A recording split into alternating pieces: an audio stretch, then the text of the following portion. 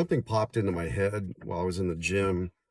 It goes all the way back to when I was in high school in the 1970s, and we were often referred to as the me generation, that we were self-absorbed, and we didn't think much about it. I mean, when you're that age, you really don't care what people say about you or think about you. But it was interesting to me as I thought about it. It's interesting that we were supposed to be the me generation, the self-absorbed, but that has radically evolved, and not just with my generation. And it goes all the way back to things I've shared before about how when God created us, he created us in his image. We rejected that, and then we turned it around and said, we're going to create God in our image. So it's going to be my God, my Jesus. He's going to do what I tell him to do. He's going to be what I tell him to be. But then we abandoned that, and now it's no longer creating God in our image. God is gone. Now we create ourselves in our own image. So we can be whatever we want.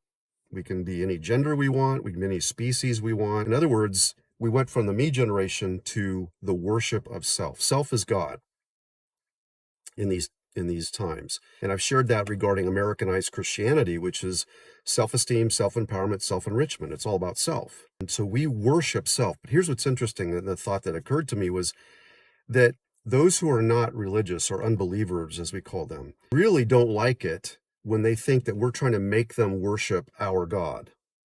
They don't want anything to do with that. Don't make me worship your God. And we don't try to make anybody worship our God. In biblical Christianity, it's simply an invitation. We don't try to make somebody believe in or worship God.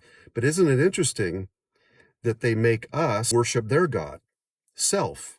I have to bow down to somebody's self-identity. That's their God. I have to worship that. I have to subscribe to that. I have to comply with that. And again, it's a contradiction. If you don't want us to make you worship our God, then what gives you the right to make me worship you, your God, self? I don't think that's very equitable at all. And I think that in the end, what we're talking about ultimately is somebody being able to say, I disagree with you, but I don't hate you. I'm not going to worship your God, but it doesn't mean I hate you.